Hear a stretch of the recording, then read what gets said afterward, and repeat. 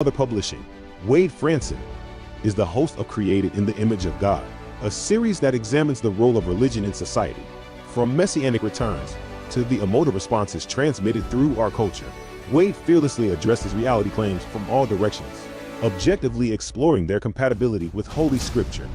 Joining him is Daniel Sanderson, CEO of Planksiv, an international philosophy and cultural media outlet, helping emerging thought leaders with personal branding by co-creating organic content. Tonight's episode, a Baha'i Perspective on Prophecy. Eileen, how are you doing this? I'm doing great. Thank you. You are? Okay, wonderful. You've got a really warm glow about you, I think I've noticed. Oh my gracious. Thank you. We haven't really met in person. I was on our previous iteration of a live event. I think Wade gave me the night off. I don't know why I wasn't involved, but I'm excited to be here. And I think people or the audience who may have seen you before on this show, they know that you're a Baha'i. But that's what the show is about here, is a little bit of Baha'i reveal. And this is how I'm describing it, because I don't know much about the Baha'i faith, to tell you the truth. And I'm hoping that you can be very patient with me. And then hopefully for the newcomers that are tuning into, with watching the show. My burning question is, have you always been a Baha'i from day one? No. I had quite a journey to reach that point. I was born into a family whose ancestors were Millerites. That is, Adventists who were had expected the return of Jesus in 1844, and then was still expecting it. And my mother was raised in Adventism. And then as an adult, she explored, studied her Bible, and she raised us in what was then the Universalist Church, which was on the liberal side of the Protestant spectrum. Today it's the Universalist Unitarian. But back then it was Universalist. And not much, shall we say, some things stuck. My mother was the Bible teacher for the high school class. And even though it's really miserable to be in a class that your mother is teaching, I learned a lot, and we talked a lot at home. But as an adult, I just walked away from the whole thing. But I was always a seeker in one way or another. I went through the agnostic route, and I got heavily involved in the New Age movement and wandered for several years there, and found out that it didn't offer what I was looking for. And then when I hit a really bad spot in my life, when the bottom fell out and the New Age stuff just wasn't working, then a friend introduced me to the Baha'i faith. I wouldn't have been ready for it before then. But when I was at ground zero, I was ready to listen and to read. And I did. And that was that. And I knew that if I went one way in my life and became a Baha'i, my life would be very different from if I didn't, and my life went that way. And it was a sort of scary decision in some ways, because once I commit, I commit.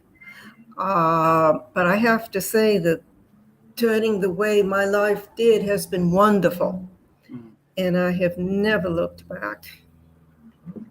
Yeah, that's quite wonderful to describe that as a pivotal moment, and then making that commitment in such a way. I haven't really heard that described that way, but that's very interesting. You describe it as also working, and so there's something that on a daily, weekly, monthly sort of practice, you can feel that it's benefiting you. Maybe explain that a little bit. Yes. Being raised in the Universalist Church, we were not into prayer. During the Sunday service, we had a congregational prayer, but that was it. And all through the New Age years, I never prayed. Well, as a Baha'i, we pray privately at least once a day. And that was one of the biggest obstacles, oddly enough. I didn't know how to pray. And I pondered about it, and how do you pray? Well, fortunately, I'll tell a humorous story. My favorite prayer is one word: help. And that always gets results. But seriously speaking, the Baha'i faith has hundreds, if not thousands, of prayers or meditational pieces. And once you choose one of those to focus on for your daily prayer, that's what got me started. And to this day, when I'm praying for situations or other people, I still tend to say, I pray for, as though God doesn't know that I'm praying. But that, I think, was the greatest gift, being forced to learn how to pray and moving through it and studying. I mean, the Baha'i writings are well over 100 volumes at this point, and they're not easy. But I have a studious mind, and I do study. Good for you. What I never quite got that. What was the withhold the person's name when you're praying for them? You kind of hold that, suspend that. I'm curious about that. I just simply say, I pray for, and then I name the person's name and the situation. Sometimes, like healing after back surgery is one of my prayer projects today.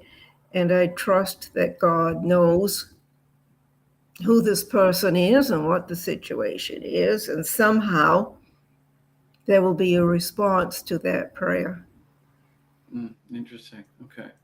And more than likely, there's several people praying for the person who has the injury, I would assume. Oh, yes, in all probability. If we know about the situation, we do.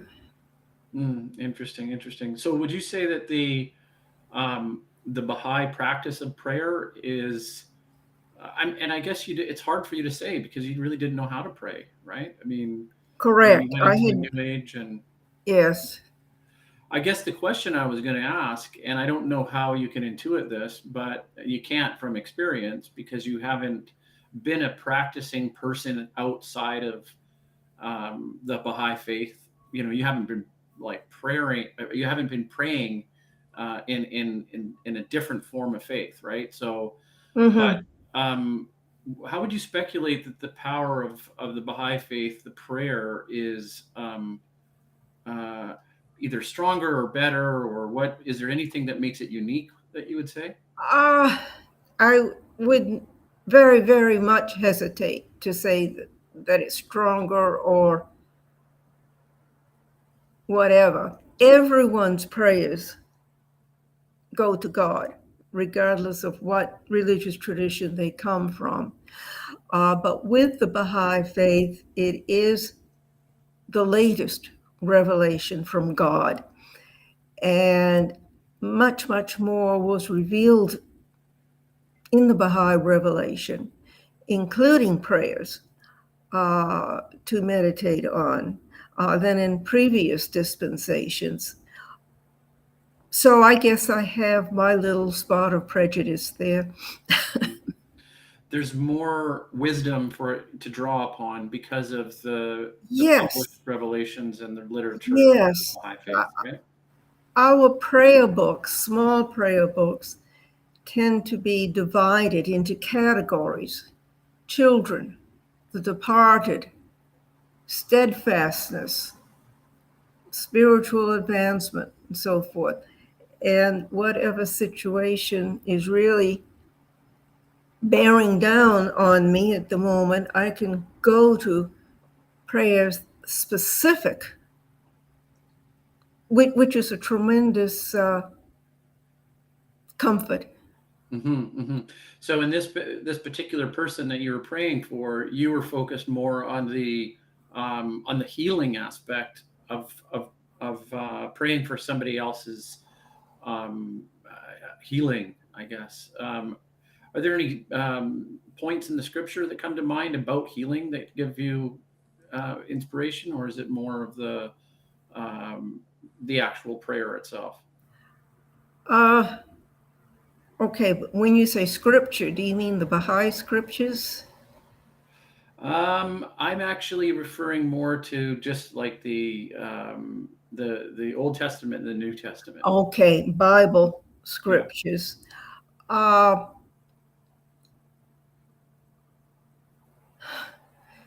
The Old Testament, which I call the Hebrew Bible, really doesn't give much in the way of prayers. They have the wisdom writings, and a lot of the experiences that people have are certainly inspiring. In the New Testament, Jesus only gave one prayer that we're aware of, which is the Lord's Prayer. And so I'm very much enthralled that I have these hundreds of Baha'i prayers revealed by Baha'u'llah at my fingertips in my books. Interesting. Okay. Well, I think we're going to get more into that as the show progresses. Thank you, Eileen, for that deep insight into prayer.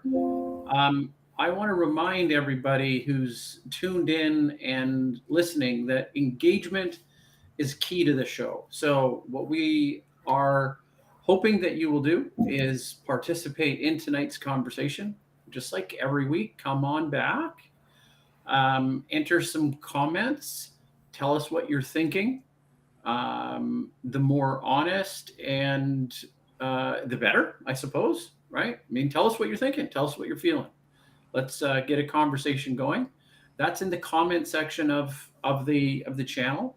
But you can also follow us on at least, I think we have a Twitter account. Anyways, let's stay on YouTube for now. And then we've got a book that we're going to give away. Eileen, do you know of a good book that we could give away to a lucky listener? Oh, I certainly do. It's one of my books. Oh, man, you said, yes. You know, the 1844, Convergence in Prophecy. Can I take credit for a little bit of prophecy to say that I was kind of like, I knew that your book was going to be announced on the show? I mean, my name's Daniel, right? So can I take a little bit of that? I'll allow it. Okay, all right. Go for it. Yeah, so, okay, everybody stay tuned. And when we come back from this, we're going to bring Wade into the show. And remember, please be engaged. We love to hear your comments, and we'll talk to you soon.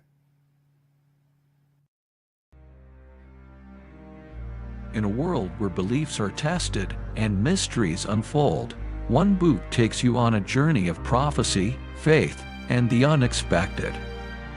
Followers of William Miller held their breath as they awaited the prophesied second coming of Jesus in 1844.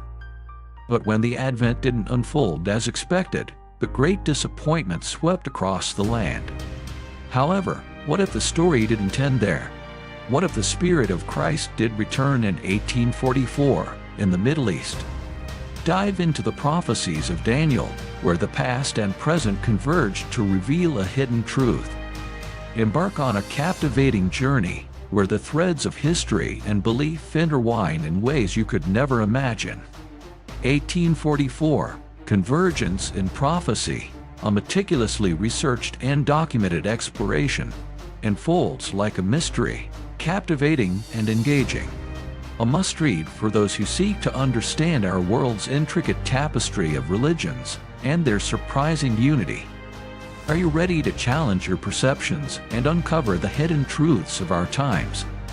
Embark on a journey that speaks to the heart of today's challenges and offers hope from the most unexpected source. 1844, Convergence in Prophecy. Dare to explore. Dare to believe.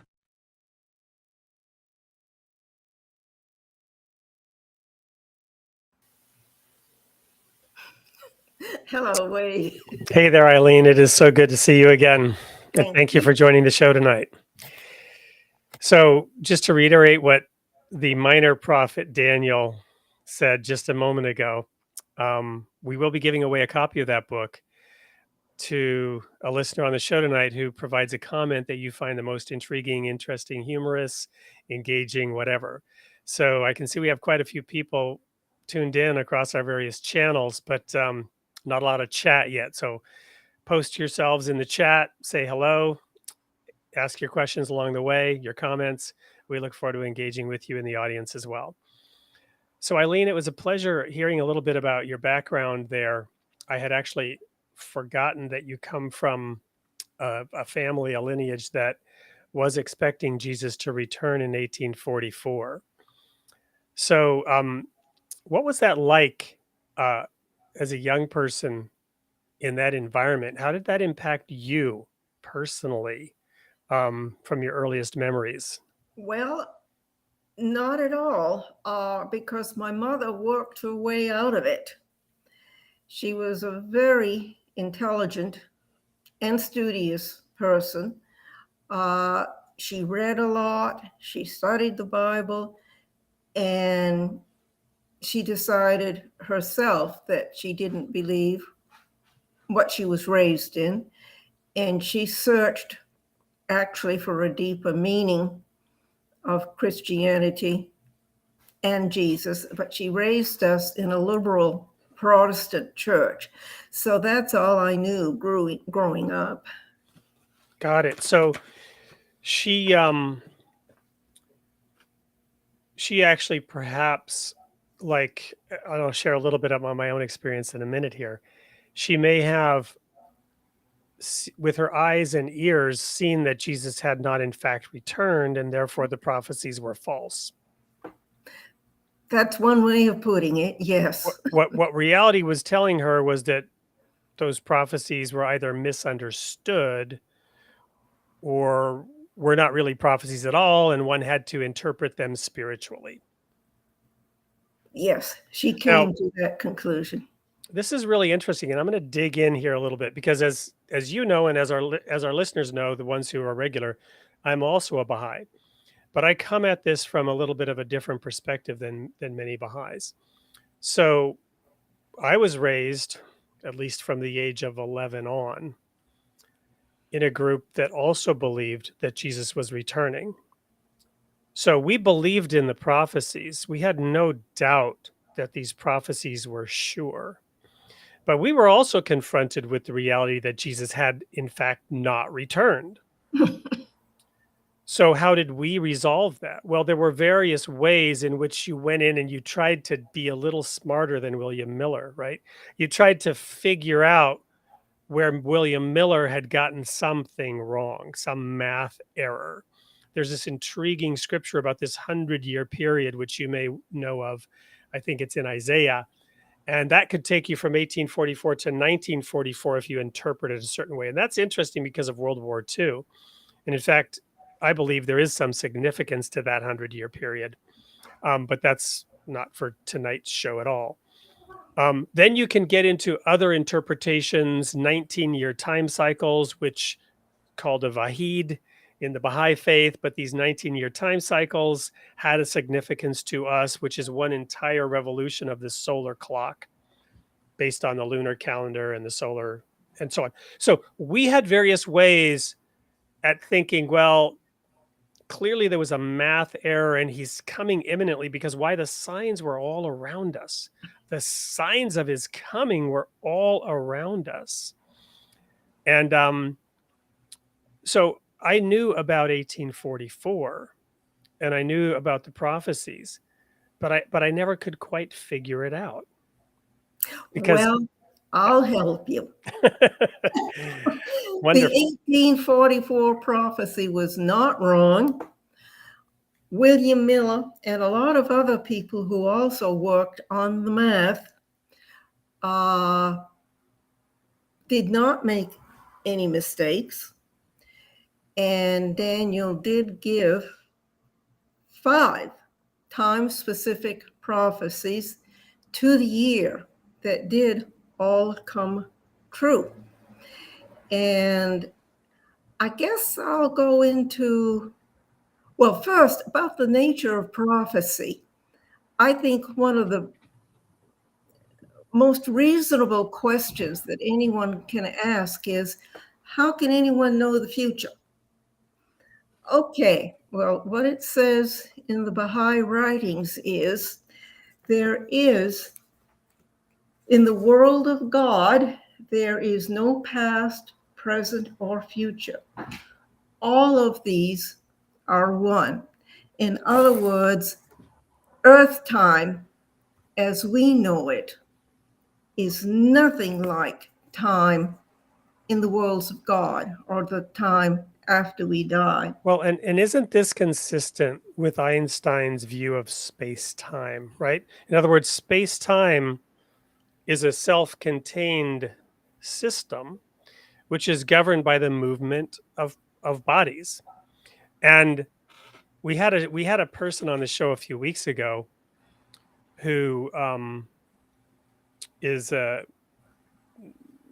agnostic, you might say, but he's also a determinist. And he said, nothing could possibly exist, and we can't even conceive of anything outside of time and space. Well, believers in a divine creator can in fact easily believe in a being that exists outside time and space. So with the application of Einstein's theories, which he proved through observation and through science, within that space-time, we have time. But if you can conceive of something outside of that, it's not bound by any of the laws of time as we perceive them. So Well, modern science and the Baha'i writings are consistent in that regard. everybody experiences divine time, the laws of time outside of earth, when you go to sleep and dream. Whether you remember your dreams or not, the body sleeps, the soul flies free, and sometimes it goes into these worlds of God. And sometimes we'll come back remembering, oh, something's going to happen, but it might not happen for 5 weeks, 5 years, 10 years, who knows? We were outside of our concept of time. And Well, and isn't it interesting, because in the Bible, what is it that is said about those who are dead? That they are are sleeping. spiritually dead. Well, but the Bible refers, Paul says, those who have fallen asleep, and he means those who have died. Mm-hmm. It's interesting. Well, I believe the Baha'i faith teaches you cannot kill a human soul. Human soul is energy. It's created by God. It's associated with the body. The body dies. The soul moves on. Whether a person believes it or not, it's going to happen. That's one of the rules of the universe. You die and you go, I suspect, to the level of consciousness where you belong. So I think I got you a little off track, though. You were explaining this in the context of defining prophecy, or Yes. what do we mean when we say prophecy? Yes. So it's important to understand that God is not bound by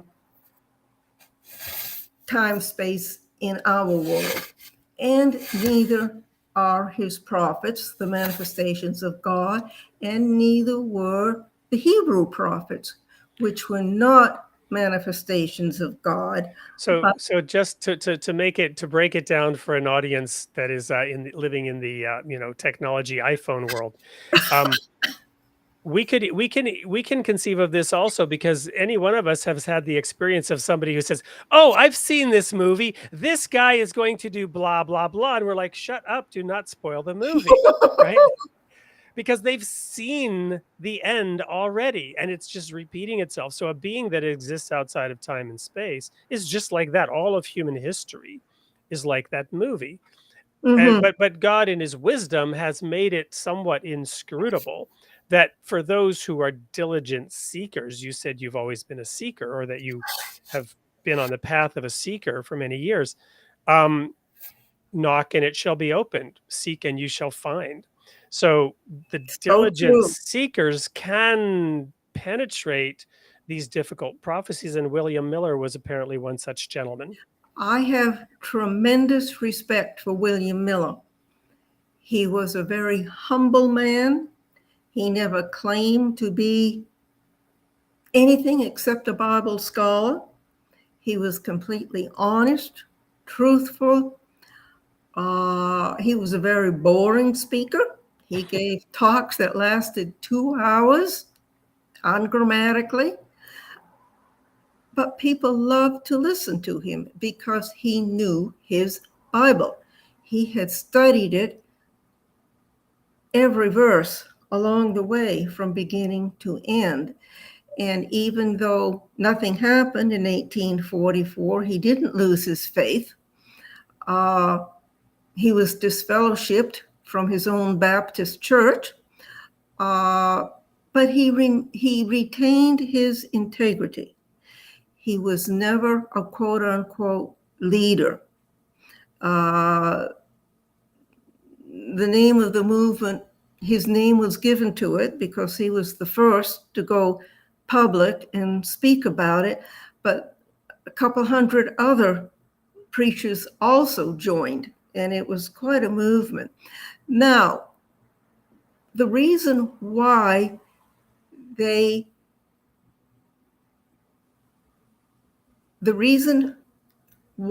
so much belief was put into this prophecy from Daniel about 1844, which was his second prophecy, was because his first prophecy had come absolutely true. And if I can manage a little bit of technology, I'm going to bring up the first slide.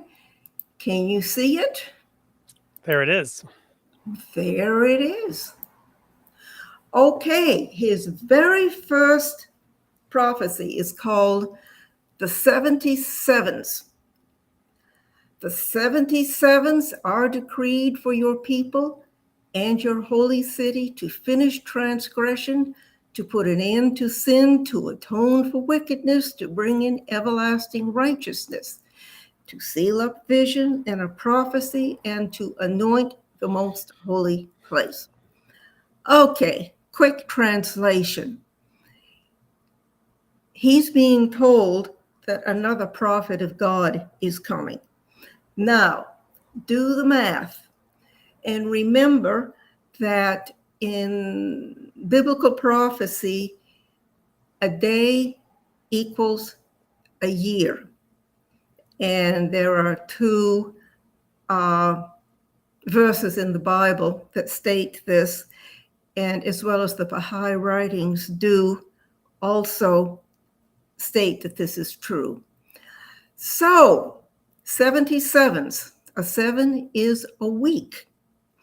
If you multiply 70 times 7, you get 490 years.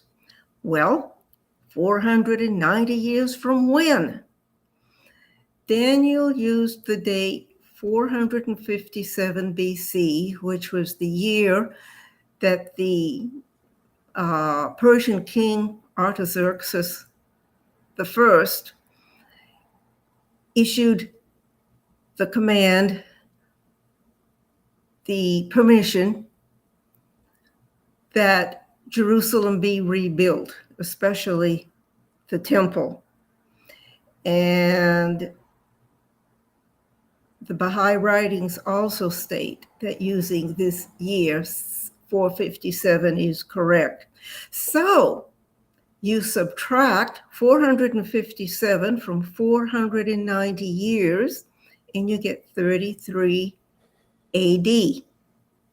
And that is when Jesus was crucified. Well, that worked. That came true, and Christians realized it. Therefore, when it came to Daniel's second prophecy. So let me jump in here for a second. Yes. And ask, so was that prophecy not really fully understood prior to William Miller? Had people not done that math to understand that that was speaking about Jesus? Because I would think that that would have been a prophecy that was known and understood even before William Miller's time. I don't know the answer to that. Actually, the expectation of the second coming ebbed and flowed throughout a couple thousand years for various reasons. And for instance, the turn of the 1,000-year millennium was a big time for expectation.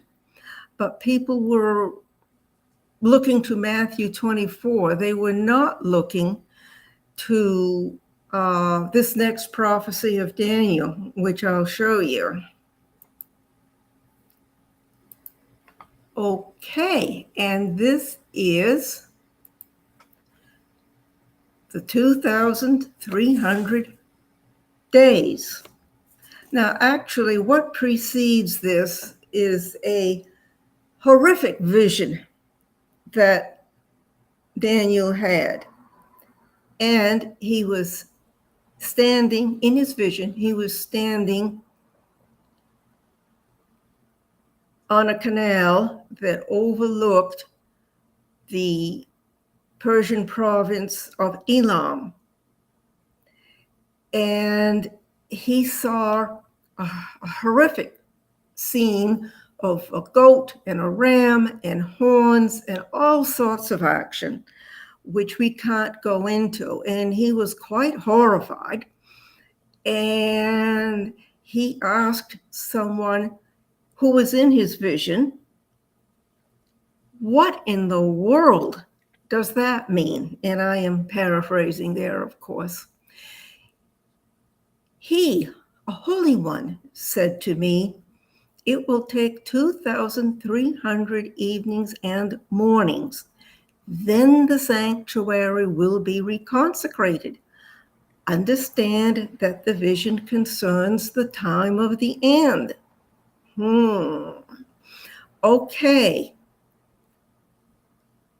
Again, using the starting point of 457 BC minus 2,300 solar years, and you get the 1844.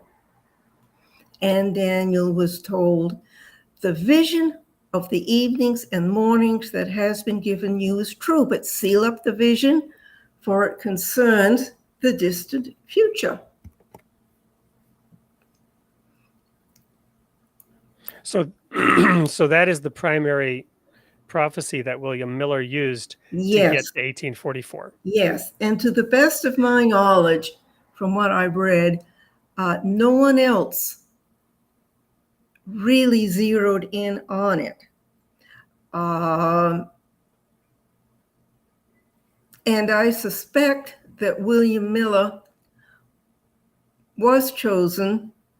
I use the word chosen loosely, but I think he made a very valuable contribution with his belief in the second coming of Jesus. He was in 1844. He was not wrong. It did happen. According to Baha'i belief, the Christ spirit came in 1844 with the first prophet of the Baha'i faith, the Bab. But before we get into that, a few minutes ago, I pulled from behind me a copy of your book. Aha. And which I've obviously read, and I love this book. But it says convergence in prophecy for Judaism, Christianity, Islam, and the Baha'i faith. And that's one of the fascinating aspects of this. So we're going to go to a quick commercial break. But when we come back, we're going to take a question from the audience about prophecy generally, and then we're going to talk a little bit about Islam and the Islamic connection here. And so I want to thank you for being here, Eileen, and everyone. I think you must be spellbound. We've got quite a few listeners on the various channels. Only a couple of comments. We'll look at one of those when we come back. But first, this word from our sponsor, Something or Other Publishing and Royal Falcon Press. In a world increasingly disoriented and lacking spiritual values, many are turning to religion as a source of inspiration and comfort. Each person chooses their individual path, and if there is one thing we are known for, it's providing a positive platform for diverse points of view, to provide each of us the opportunity to discern truth for ourselves. Something or Other Publishing is proud to announce the creation of Royal Falcon Press imprint, to feature the unparalleled talent of multiple writers who will bring uplifting and thought-provoking contributions to the body of religious literature, offering current spiritual insights and practical solutions to the challenges we face. Let's grow together as one of the most substantial spiritual communities on the internet. Register and explore a new way to achieve universal wisdom and reinforce your faith with all the surprises Royal Falcon Press has in store for you.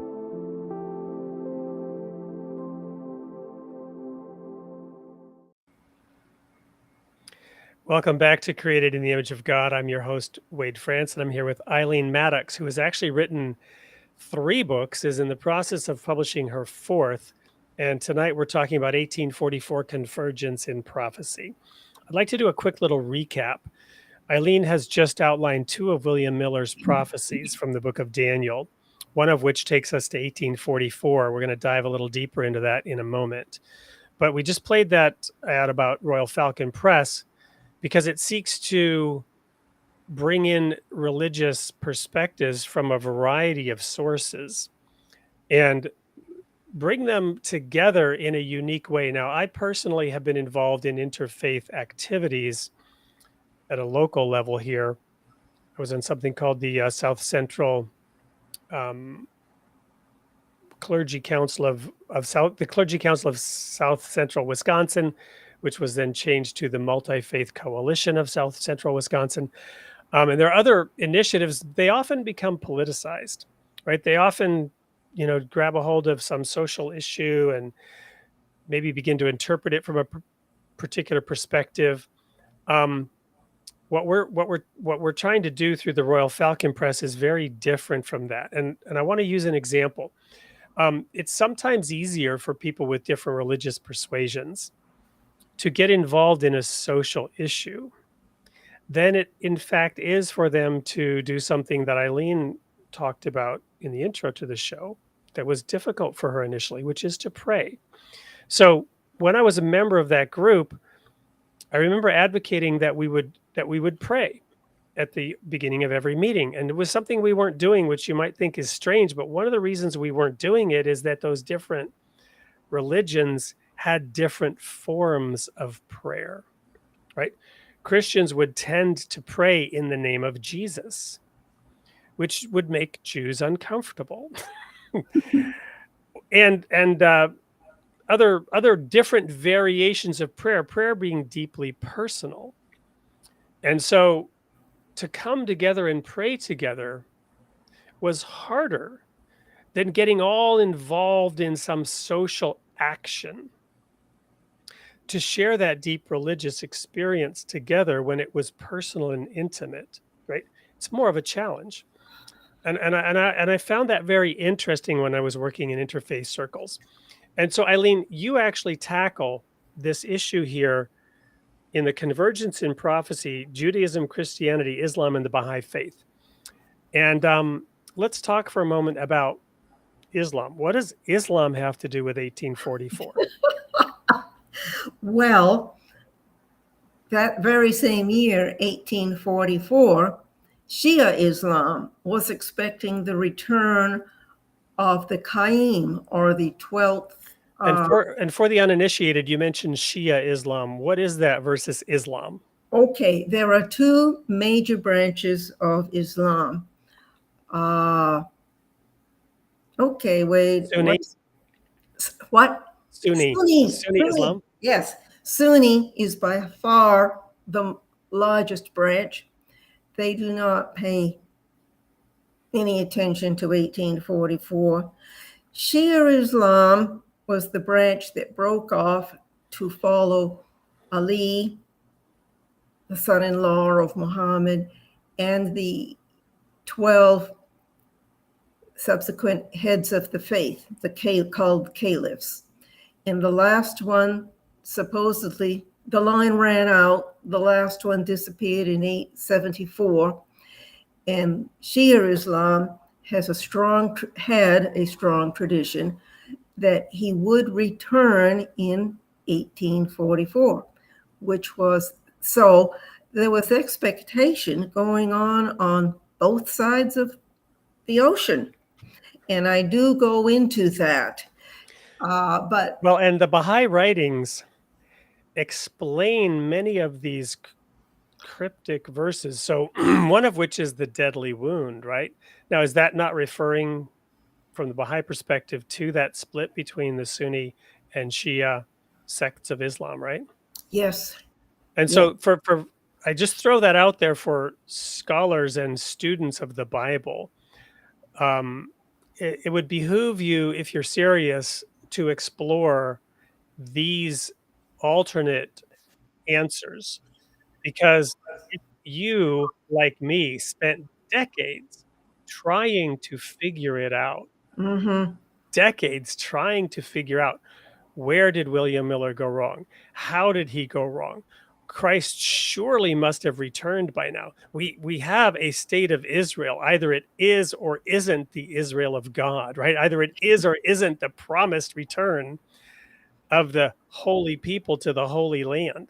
And, there are answers to that may or may not satisfy you, but if you've been searching and looking and trying to put this puzzle together, there are some possible puzzle pieces that may fit. That's why I throw out that little bit about the deadly wound. But back to Islam, and there's something about the year 1260. Yes. All right. Is that a separate prophecy, a different prophecy of Daniel, or how does that fit in? It's his third prophecy. Let's go for it. Okay. Now, actually, this is the very, very same prophecy. Before, it was the 1260. Here, it's called a time, times, and half a time.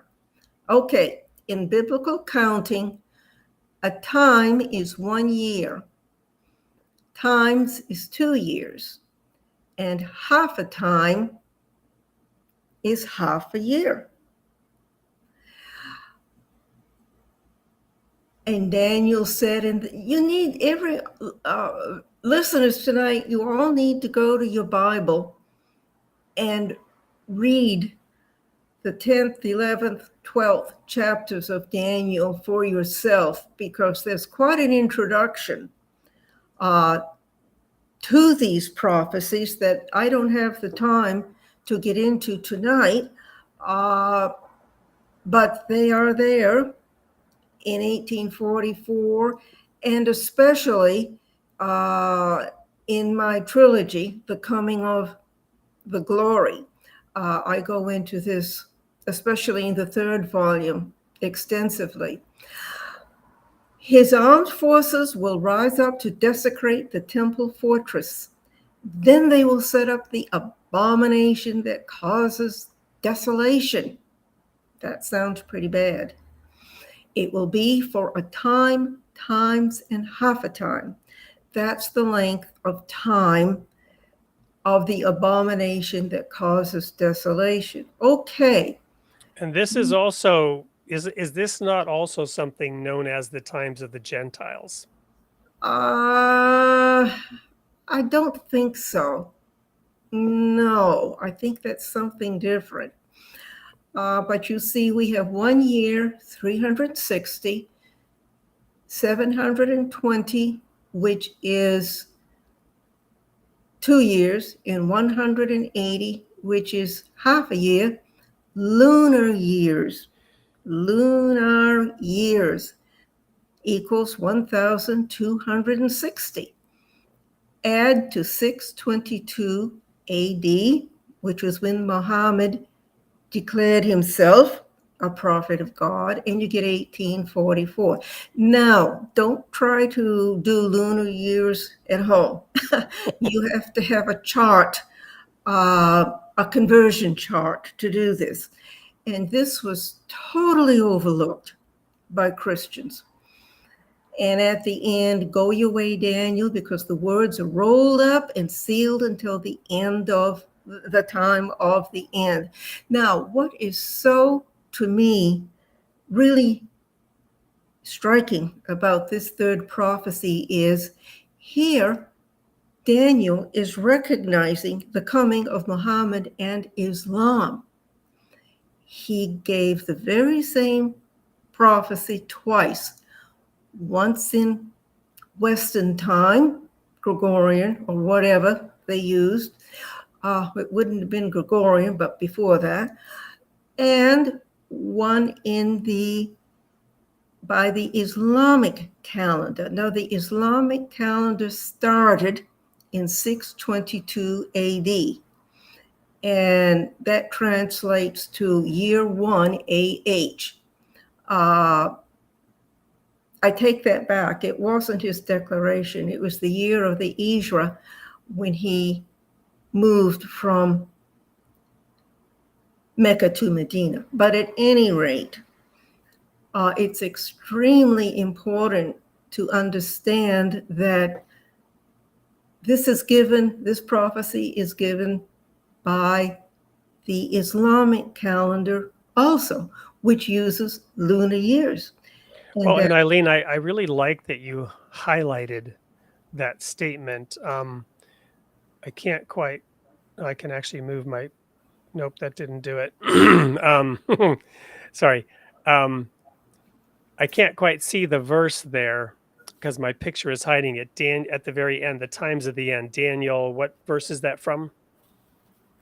Go your way, Daniel, because the words are rolled up and sealed. Yes, until the time of the end. What's the source there, Daniel? What? Okay, until the time of the end. And that's from Daniel 12:9. Yep, Daniel 12:9. Okay, so yes. I'm really glad you quoted Daniel 12:9 there, because there are, critics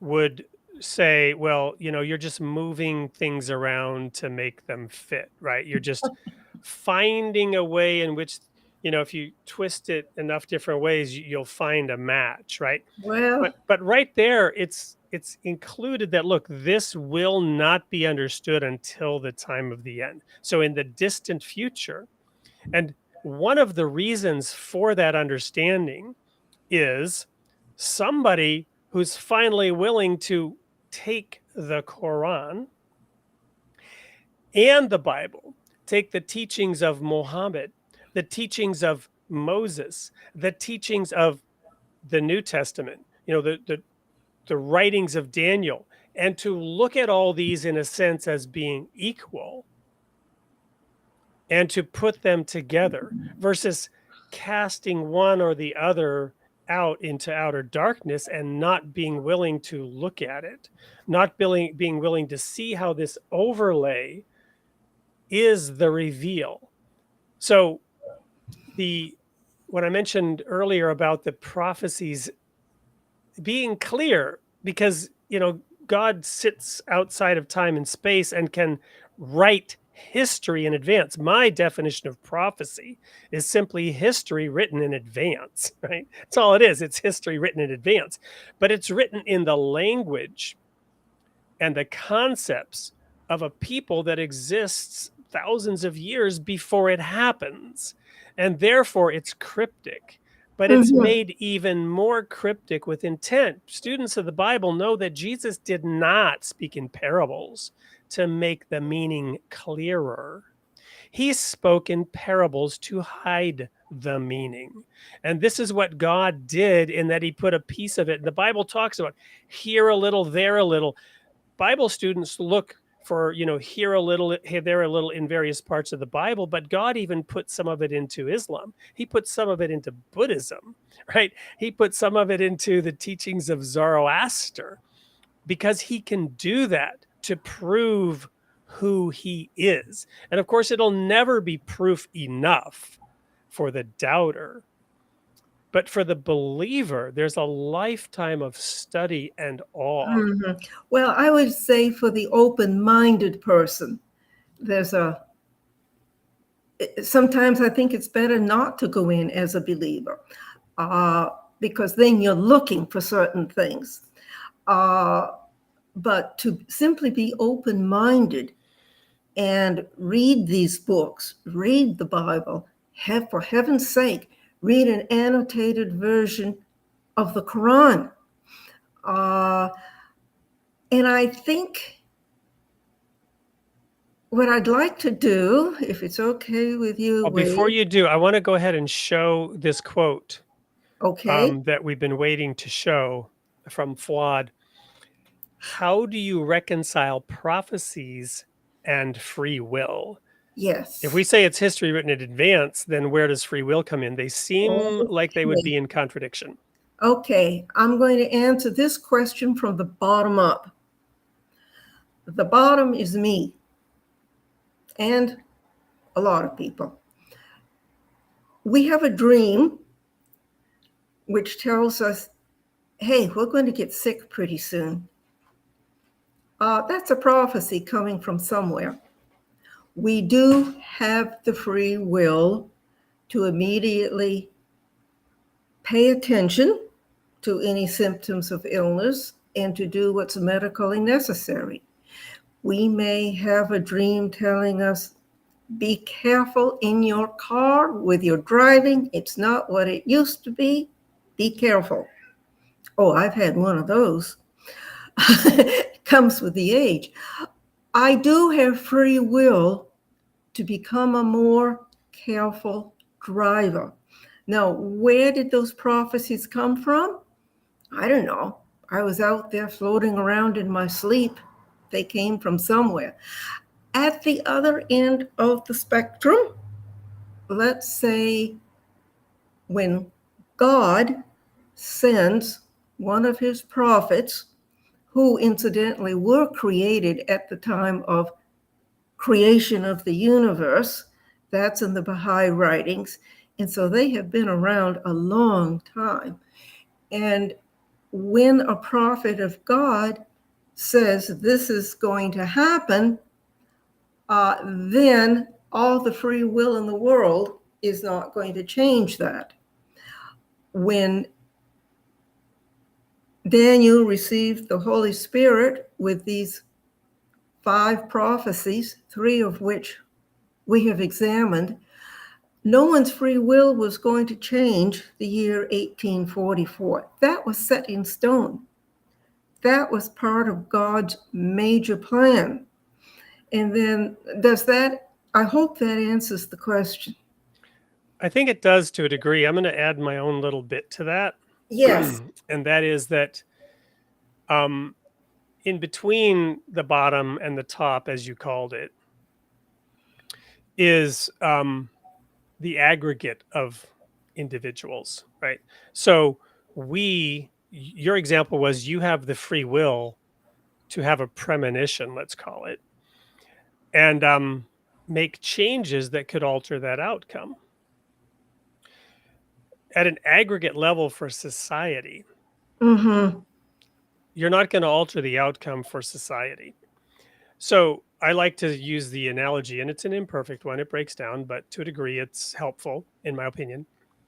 If you were in Nazi Germany, there was no way you were going to topple Hitler, no matter what. But that didn't stop you from choosing whether or not to save a Jew. Mm-hmm. So you have free will as an individual. But just as is the case in physics and creation, again, my analogy, at the quantum level, there is this indeterminate nature. For those who know about Schrodinger's cat, the cat is both alive and dead, or it might be neither alive and dead. And this is a conundrum, and yet physicists show that this is in fact real, and that until you observe it, the wave function doesn't collapse, and you can't know. This to me is an indication of how God deals with us. He chooses not to know what choice you're going to make as an individual, but he can see through the arc of human experience and humanity as a whole, and the nature that we have and the choices that we tend to make, and the ways in which we influence each other, and the ways in which infections spread. Mm-hmm. We had a recent experience in that with the pandemic and what we did or didn't do right about dealing with that. At an aggregate level, those prophecies are sure, and there is nothing that's going to change the overall outcome. But what each individual does in that mess Yes, exactly. is still a matter of free will and choice. Exactly. So with that, we're gonna quickly go to a break, and I know this announces that we will go overtime. I hope you're okay with that, Eileen. I know it's a little later where you are. The last 2 slides are very quick, and then we have a lot of questions to address. We've got to get to one more quick word from our sponsor, and then we'll be right back. Stay tuned. Okay. Discover the world's religious traditions like never before with Ocean 2.0 Reader. Our custom ebook reader is designed for exploration and study with an immersive audio integrated reading experience and powerful research tools available on all platforms including web, Windows, macOS, Linux, Android, and iOS.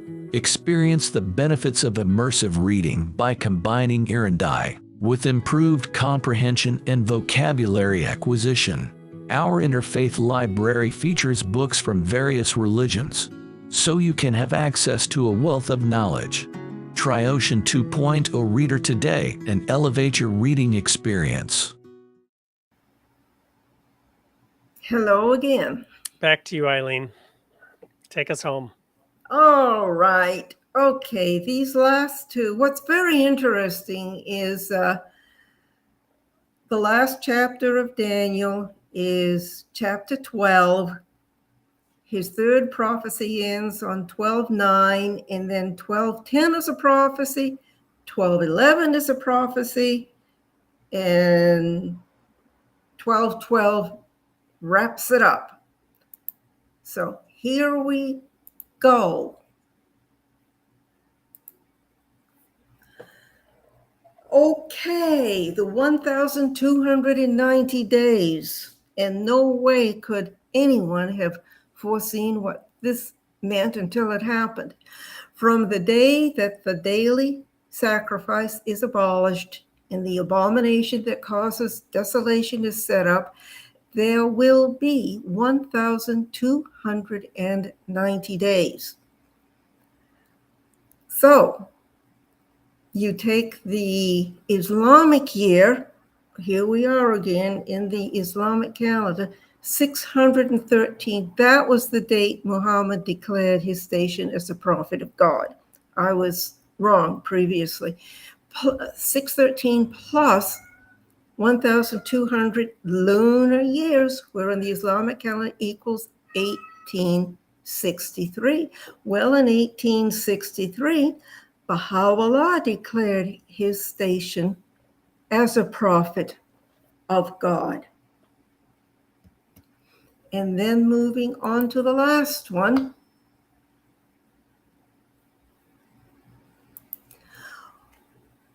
The 1,335 days.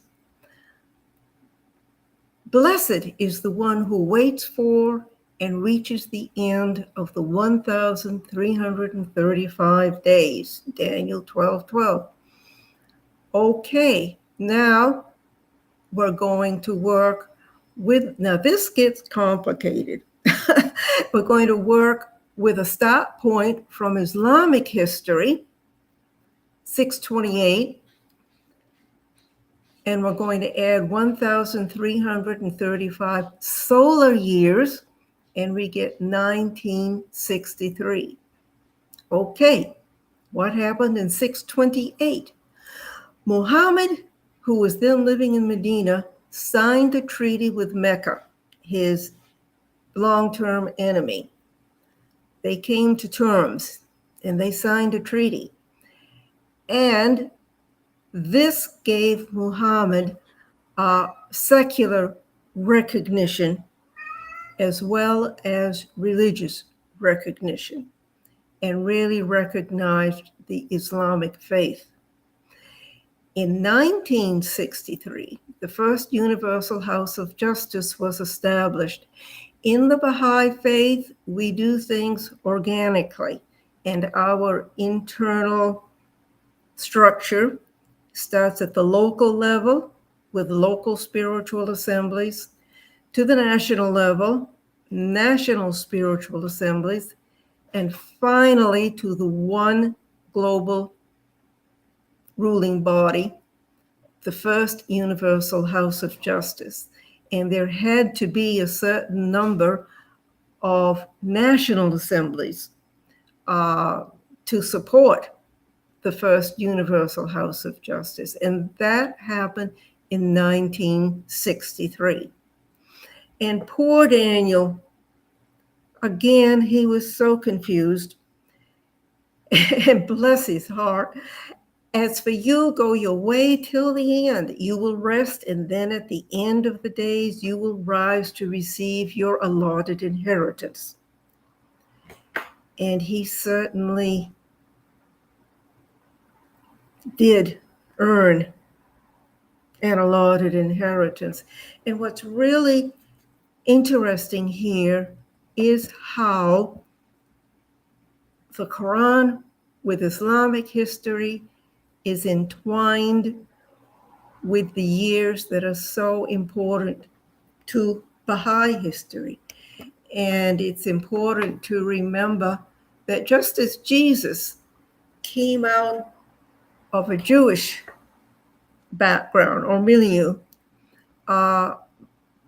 Baha'u'llah came out of an Islamic milieu. And we have a lot of questions here. Gee, which one would you like to take? We've got this one from Fuad weighing back in about solar years and lunar years. You had just showcased these different prophecies. Some are interpreted using lunar and some using solar years. Mm-hmm. What is your thought on that? I think God is extremely clever. In fact, there's a very funny verse in the Quran that says God is the greatest of schemers. And I think the way the solar years were used here and the lunar years were used there, and then they were entwined, there was a reason for it. It was in God's wisdom to to pull the Islamic faith into these Judaic prophecies. Well, the Jewish year was a lunar year as well. Yes. Yes, they use the lunar year. Right. So it would be Lunar natural. calendar. It would be natural to look at these prophecies through lunar years. So, I mean, this question might even be coming from that perspective, so we're using lunar years because the Jewish years were lunar and Jesus was a Jew and the Islamic year. So why look at solar years at all? Well, for modern man, for the Western man, these prophecies were for everybody, East and West. That's the quickest answer I can come up with. We've got a comment here as well. I think this isn't quite right because the lunar year, there's different ways in which, well, no, this is actually correct, right? So what happens though is with the lunar cycle. So thank you, Big Hammer. This is essentially correct. What happens though is the lunar calendar gets out of sync with the seasons. This is why the Jews have to intersperse every so often an additional month. And I'm not sure how this happens in Islam. Maybe they don't care so much. Maybe it's not tied to the harvest cycle. I haven't researched that. I know in the Baha'i calendar, which is different, you have these extra days as well. So this issue of the calendar is a fascinating one. And I think it ties into this whole aspect of the fact that these prophecies were written thousands of years in advance, and yet there is free will. And as man has studied creation, and as I say, learned to read the greatest book of Revelation, which is the creation itself, as we're beginning to learn how to read the book of creation, we're coming up with different ways to understand it. So the adoption of a solar calendar is just a different way to interpret time Exactly. and space, in sync with the seasons. The Jews had one way of doing it using the moon, and then they added this calendar, but there are different ways to do it from an earth-centric perspective. Exactly. And so God covered them all, or both. Wonderful.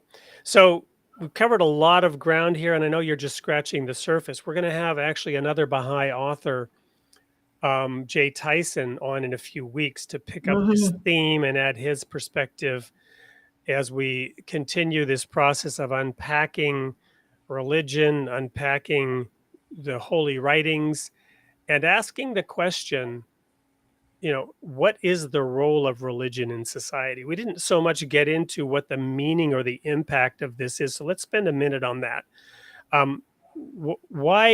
Why did Jesus need to return? Why did Muhammad need to come?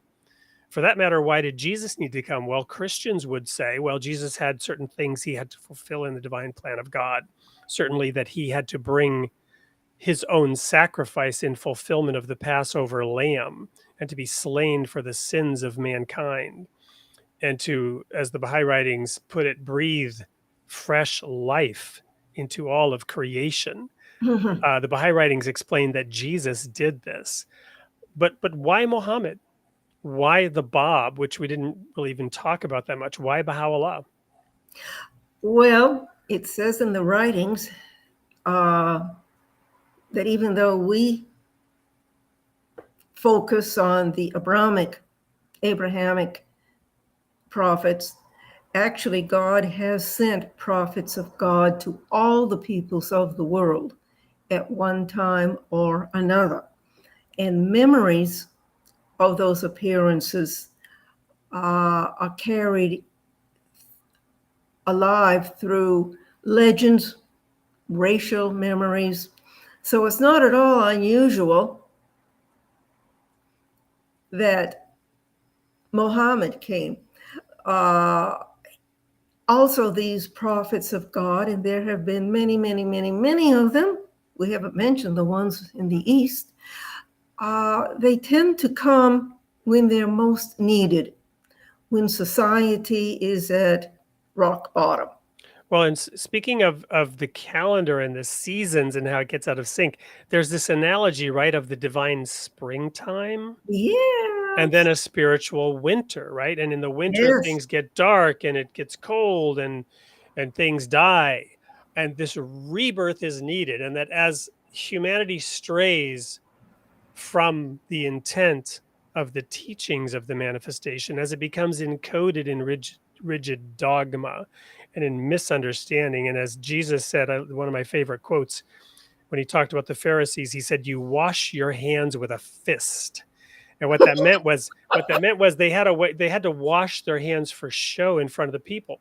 And because this ceremonial washing was done so frequently, they had a way of creating a little fist, and they would pour water into the top so that water would go down inside the hand and around the hand. So this ceremonial washing, they could display how they had so perfected the art of washing of the hands, this little rule, this little law. They could do it for display, and they used it as a weapon to exalt themselves and to show themselves as morally superior to the people, because Mhm. they had found a better way to wash their hands, of all things. And Jesus said, "You wash your hands with a fist," symbolizing that imagery of you use it to oppose, you use it to dominate.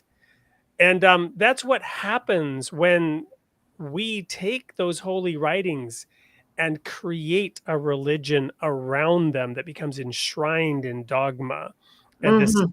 attempt at establishing moral superiority. Mhm. I love this comment here from Big Hammer, who said, "I think religion is to teach people decent ways to treat their fellow humans." And indeed, isn't it all about, loving your brother and being your brother's keeper, going way back to Genesis, the first Right. two human beings, Cain and Abel, and Cain's response, Absolutely. "Am I my brother's keeper?" Okay, now can you also pull out of your head that wonderful quotation from the writings, "The purpose of religion is." How does it go? You got me. Ah, well, I'm gone too. Uh, but I've studied the Bible for many, many more years than I have studied the Baha'i writings. They don't come quite as readily. Big Hammer is correct. And the purpose of religion is actually to elevate the individual, to elevate society, and then to elevate global humanity. Absolutely. That is the purpose. The purpose of religion, in my opinion, is not form and ritual. Not at all. Religion works internally. In fact, in the Well, and this is probably a good time to bring Dan Sanderson back in, who's been intently watching from the studio, but we do have the right to go a few extra minutes, so let's hear from Dan here as well. Hello, Dan. So as we start talking about the purpose of religion and how it shouldn't be form and ritual, but rather something more, I thought Dan might have some comments that he's been waiting to share with us. I don't know. He's on mute or otherwise Yeah. suffering from laryngitis. No, but here I find the ritual fantastic. I mean, maybe there's two ways to look at it. People don't discount the rituals as unnecessary, but rituals are so powerful, and I think that they're part of the tradition. I think the rituals are quite fascinating and should be celebrated. Well, you've got a point there. I mean, in the Baha'i faith, one ritual which initially, well, I won't even go there, but I'll say that this ritual of circumambulation, this Mhm. ritual of walking around a thing, an object of adoration, I Mhm. find a deep, deep significance there, because it's the pattern of all creation, particles forming relationships with one another and then orbiting each other as they Mhm. become attracted to each other, and they show respect to that which they orbit around, the bob, being the primal point around whom all things revolve. These deep spiritual symbolism that is expressed in a ritual. So, Eileen, you mentioned something about the personal experience, I would suppose. I mean, that just is just to get the conversation back into what you were saying about that. Because I've heard criticisms about don't demean it just to an individual relationship with a higher power. I mean, it's got to be part of it, but let's focus on what the how amazing that is, like how incredible that kind of spiritual connection can be. Can you take us down that road a little bit?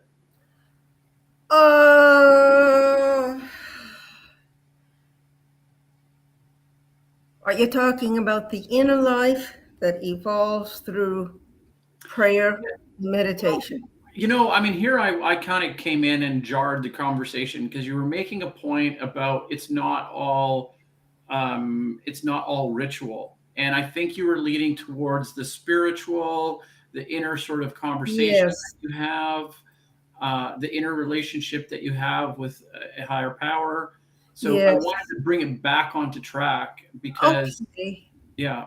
Okay, I'll tell a true story here that I think will illustrate, and this would not have happened, I am sure, if I hadn't been in a pursuing prayer and meditation for many years. My son died 5 years ago of cancer, and he was a very unhappy person when he was on earth. He had a lot of issues, and he was on disability. He didn't want to know anything about religion or the Baha'i faith. He just didn't want to move towards anything that was positive that could help him. Okay. About a year after he died, he came to me in a dream, which I would not have recognized if I hadn't been attuned to these experiences. And he was young, he was happy. He said, "Hi, Mom." And I saw that he was in what we might call a health club. And there were young military, he was ex-military, by the way, and there were young men and women doing the reps. But seated on the floor next to my right and to his right was a row of people, and they were sitting cross-legged on the floor, and their eyes were looking up just rapturously. They were listening and learning, and they were in rapture. And that said it all. That told me he's in a very good place now. He's listening and learning. And interestingly, he said, "Well, I'll see you again in a year, Mom." Okay, well, that was 4 years ago. Now, where he is, he has no idea what an Earth year is anymore. But it's that attunement that we had on a spiritual level, because of course I prayed for him every day after he died. While he was alive, the relationship just wasn't there. The love was, but not the relationship. So this is what can happen when you open up through prayer, and you pray for the deceased, and you pray for the people in this world. And my father is another person who comes back to me every so often. He's quite aware of the work that I'm doing, the path that I'm on, and he's very encouraging, although he didn't understand any of this when he was alive. So it's really for our own benefit to open up this line of communication with other realities. Never, never, never, ever go to a psychic or whoever and have them tell you. That's dangerous. Don't get into that. But you work on it yourself. Does that answer your question? Yep, it does. Wade, do you have anything you'd like to add in there? No, I'm just really enjoying the conversation and the personal sharing here. There are many stories. I've heard more of them because my wife tends to like to explore some of those avenues as well, and many stories of people who've had those experiences that come to light. I want to wrap up though by talking about the comments again and making sure that we fulfill our prophetic statement that one of your books is going to be given away free to the comment that you find the most interesting, intriguing. We've shared a number of them. We haven't shared all of them. We have here this one from Sharon Leinert and or Leinert, I'm not sure. And I think Sharon may have been the one who won a book last week, but by the time we announced it, maybe you were gone and we didn't know how to contact you. I think it was Sharon. I have to go look, but I don't know if you have a comment on what Sharon said here. I would say that perhaps truth as a single point is a little simplistic. If I've learned anything from my studies of the Hebrew Bible and my studies of the Baha'i writings, is there are many different interpretations, 1,000 and more to a single word or verse. So it's not quite that simple. Okay, Fuad cannot see. Well, I think let me add a comment to that too. I think you're right there. I think what she's getting at is that the ignorant multiply it as they try to cause false dichotomies Well, between different aspects of the truth. That's true too. And it really irks me when people say, well, I have my own truth. Regardless of the reality around them. Living in one's own private Idaho. Yeah, Fuad had a number of interesting comments. There was one here also by Big Hammer about the light and the particle. The flow of photons is a wave. I mentioned earlier the wave function collapsing. That might be what he was referring to. I sure can't comment on anything that has to do with physics or Einstein. Sorry, I'm retreating from that.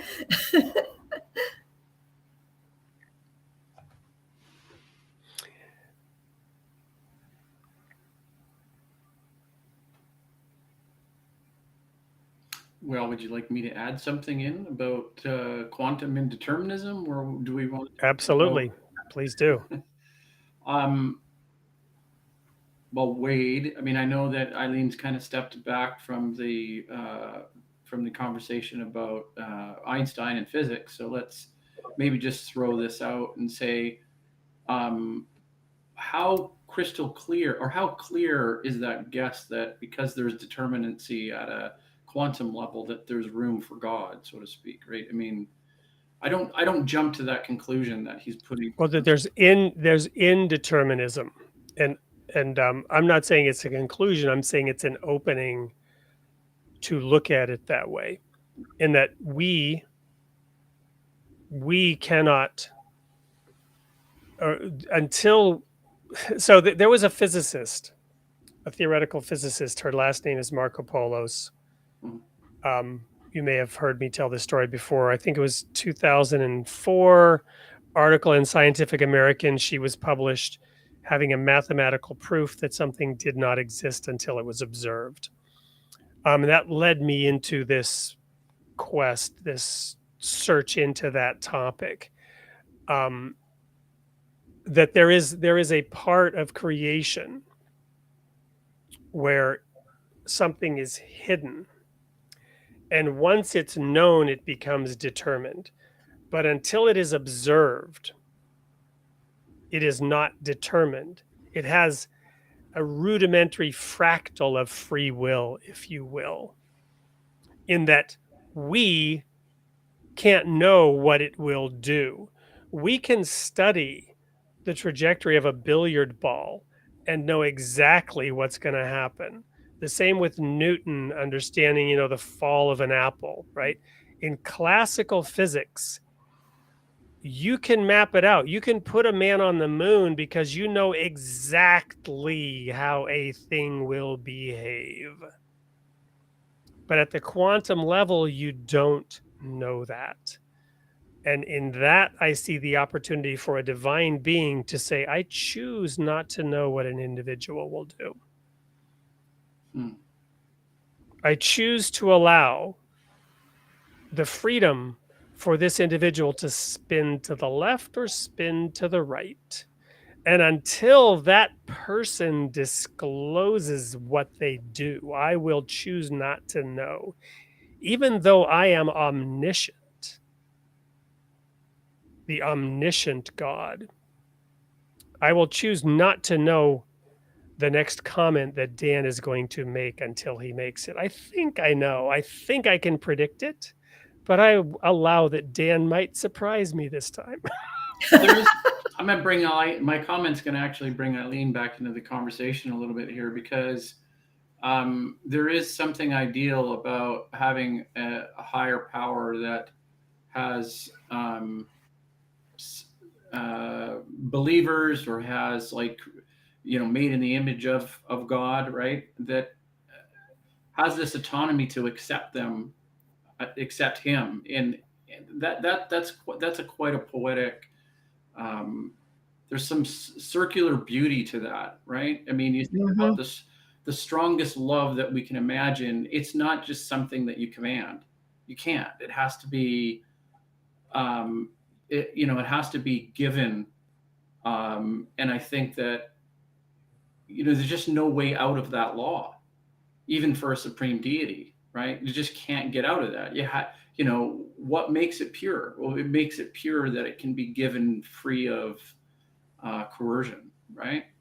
So what do you think, Wade? Was that out of left field? Yes, it's absolutely. I mean, religion, as I've said, must inspire, never coerce. Yeah. Right. And so, and we used to in the Worldwide Church of God, back when we knew about 1844, but obviously Jesus hadn't returned. There were many other things that we sought to understand. And our distinction of the angels versus humans, because there are these biblical verses about man being created lower than the angels for now, but at a time in the future, we will be elevated above the angels, right? And in seeking to understand this in a physical way, it was simply the fact that the spirit world is kind of our caretaker. We were in this cocoon, this womb, this beautiful blue jewel floating through space, and we have these limited, fragile physical bodies. And the angels, of course, much more powerful and eternal, whereas we could die at the mere, breath from the nostrils of God. And but we were to be elevated based on the fact that we had free will, and we could build character, and we could change and evolve, and then we could ascend to our station based on the choices we would make in this life. So we were given this precious jewel of free will. And the point being, in answer to your question, you may think, what are you talking about, Wade? Well, what I'm talking about is that the angels were not given free will in that analogy. They are spiritual robots. They have instinct. They bow to God because they were created with that mechanism that causes them to bow to God. They circle his throne, they submit to him, because that was the instinct. Birds fly in a certain direction, whales migrate in a certain way. Animals behave by instinct. They don't have a choice, they don't have free will. Angels, in that sense, we believe, did not have free will in the way that we have it. They were powerful, but they were constrained by God's command, whereas we have the right and the freedom to break it. So Of course, when we do, it breaks us. But we're given this cocoon in which we can play and experiment with that to our heart's content. And Yes. some will, become the incorrigible sinner and refuse to submit to God and shake their fist at him. Even in, there are analogies of that in the Bible. But most of us will gradually come to know God as a loving Father who seeks the best for us, and we will willingly then submit. I ran across a fascinating piece of information in the Baha'i writings recently. One definition of an angel is simply a person who has reached a high level of spiritual development. These are the angels. And when they pass on, they're also ones who are most likely to come back and help us. I know more than one person who has seen a person they were sure was an angel, and these were not gullible people. A lot of things happen that are beyond our comprehension, and at some point, faith has to click in. One thing I was told many, many years ago: if you don't understand it, don't argue. Just leave it be. And then a few years later, you come back, oh yeah, that's what that meant all this time. Yeah, sure, now I understand. So instead of railing. Well, I'm laughing because I have a teenage daughter at home, and I'm reminded of the story about the teenage son who went to college and was amazed how much his dad had learned in the 4 years he was away. Oh, yes, when he came course. Of course. Yeah, right. We all start off in many ways as a blank slate, and we play and throw things in our playpen, and we're pretty terrible little human beings. But we do grow up. And I think that's one of the blessings that I've received, is living a long life in good health. It means I've been given much opportunity to learn and to change. Well, Eileen, we're very grateful that you spent your time with us this evening sharing some of the things you've learned, especially about the prophecies of Daniel. I know we will have you back to talk more about this and unpack it at some point in the future. I don't know if you have picked a comment at all from amongst the ones that were shared. Well, I think Big Hammer hit the hammer on the nail. I think religion is to teach people decent ways to treat their fellow humans. That Wonderful. Is so true. That is exactly so true. And that was the gospel of Jesus. Big Hammer, I'm putting in the chat right now. Send us an email, info@soupllc.com, to provide us with your address. And happy reading. Yeah. Happy reading, Big Hammer. And Sharon, if you're still there, we will track you down somehow. We will get you the book that you won last week. So thank you very much, everyone, for joining us tonight. Tune in next week, where we will have Peter Merrick, a fascinating individual who hails from Canada originally and is an incredibly prolific author with a huge following on LinkedIn. The question he will answer is he will talk about materialism, spirituality, and the soul. He will highlight the role of ethical and moral insights in society as a safeguard against materialism, and talk about how historical perspectives, or he will share his perspectives on how historical awareness and vigilance help preserve the intrinsic value of all human lives. You do not want to miss Peter Merrick next week.